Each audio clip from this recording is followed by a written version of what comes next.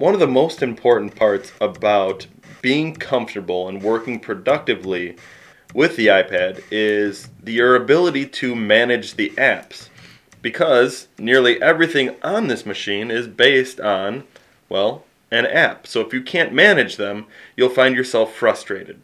I'm going to take you through a few quick techniques and a few quick tips to show you how to manage and take care of your applications.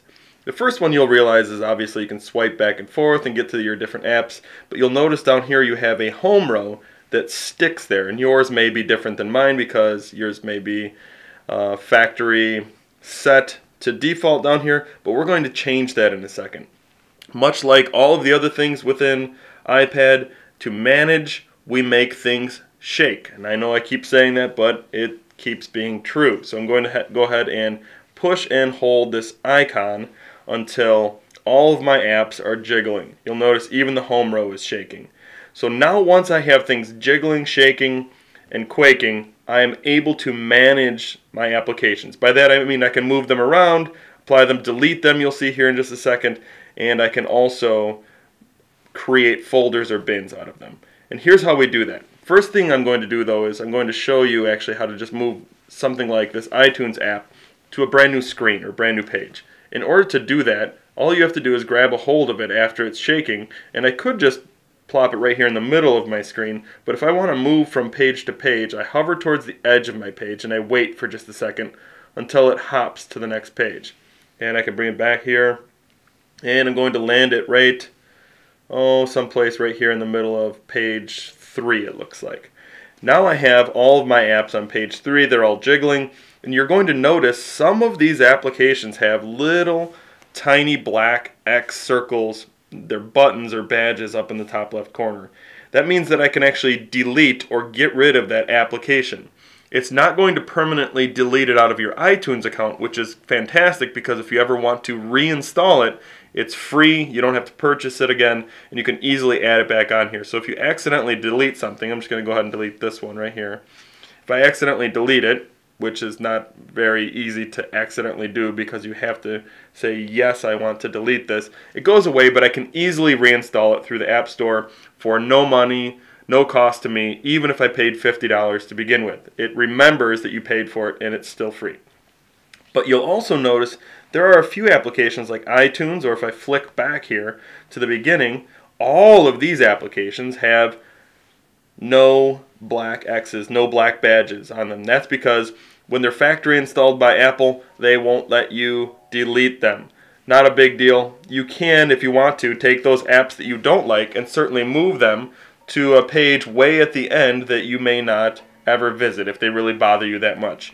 You're also going to notice that you can do something else with them, which is you can put them in a folder that you can shove off someplace that you'll never use again either. Now I'm backed out here. I'm going to show you how to create folders out of an app. First thing you do is you touch and make them jiggle just like everything else.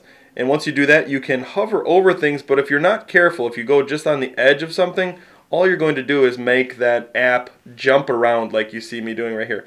But if you're careful and you just hover straight over the top of it, you'll notice you get a new, let me do that one more time. You get a new option right here. You hover over the top and you let go. It creates that folder for you now, and it automatically labels it or names it what it believes you would like to name it, and it is based on that category that you find in the App Store typically. But if I click there and I have my cursor, and then just the keyboard pops up and I can use the backspace and I can rename this to contact info or something like that. There we go. And so now I have my new folder called contact info. I'm done. And if I click out of here, things are still jiggling out here, but now you'll notice my bin right here, my folder is called contact info, and you can kind of see that there are two tiny little icons in there representing that I have two apps inside this folder. If I make it stop shaking like this, I can still access that folder. They're still in there, but you're now going to notice I can no longer touch up here and rename this folder.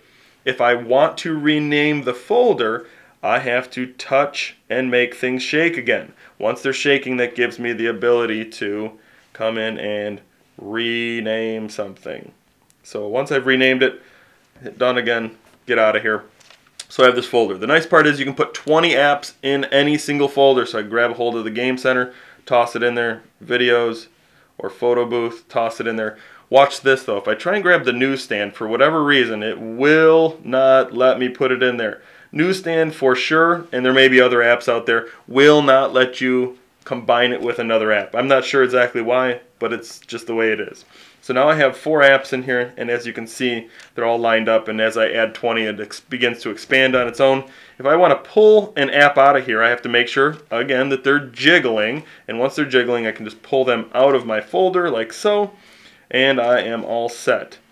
And one last little caveat, no matter how many I pull out, if there's still one left in that bin, the bin or folder stays there. If I want to get rid of that folder, I drag it out of the folder, and the folder evaporates. It's no longer there.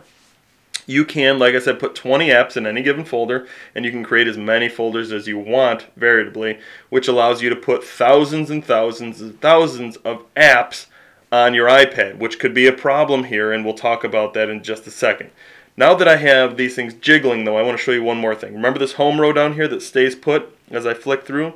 If I want to change this home row, all I have to do is make things jiggle like they are now, and I can just grab a hold of them and pull them off or on as I see fit. And I can even add new apps down here. There we go. I can add up to 6. That's the maximum number that I can put down here. That's it for being able to move your apps around and being able to delete or add them. If I click this, there's a couple more things that I want to show you though for managing apps.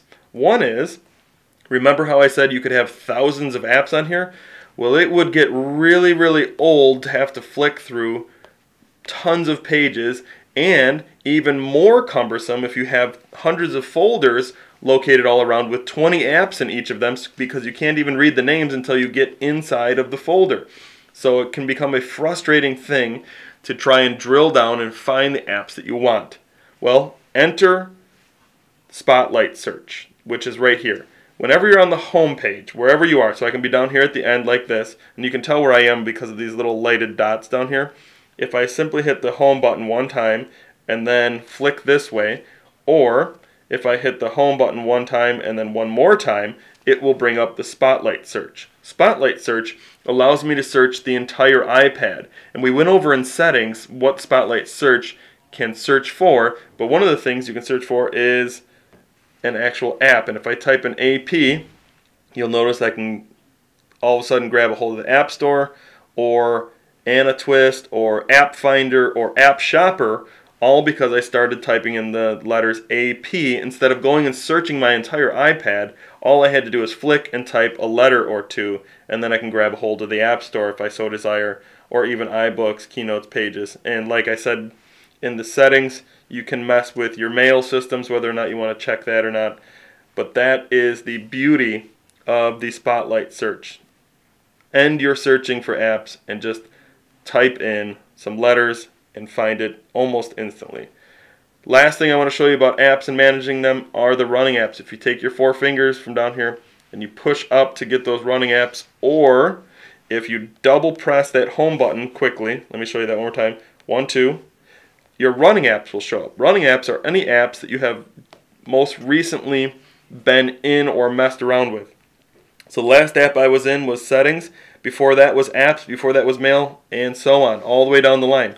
All of these apps are called running apps for a reason, because they are running small packages or small little code in the background that do a couple of things. They can eat up your data or your Wi-Fi bandwidth, but they most certainly also can eat up your battery power. And as you can imagine, having 10, maybe 20 open is not a giant deal, but once you have 30, 40, possibly even 50 or 100 running apps open, you're going to start noticing your battery draining much, much faster. So you don't really want to bog down the processor with all these behind-the-scenes programming and start sucking your battery away. What you want to do is kill these running apps. And, as you may guess, obviously we're going to make these things shake again to kill them. I'm going to press this Netflix icon right here, and they all begin to jiggle. This time I have a red badge instead of a black badge. What that means is I can kill it out of my running apps, but not erase it or eradicate it out of my iPad. When I'm doing this, I am not deleting them off the iPad at all. You'll notice I'm about to get rid of Safari out of the running apps here. And now if I click up here and look around, there's Safari. Still pleasantly planted on my home row of my home screen. I did not delete it. I just got rid of it out of my running apps. However, I just opened it, so guess what? It's not only back in my running apps, it was the very last app that I used. And if you're an educator, you can even use this as a little accountability piece. You can walk over to Jimmy and take your fingers, slide up, and see exactly what apps he's just been in or just been using. And maybe he wasn't supposed to be in iBooks today, and now you can tell, most certainly, not only was he was there one step before. These are all of the tools for just being able to manage the apps and the apps icons on your iPad.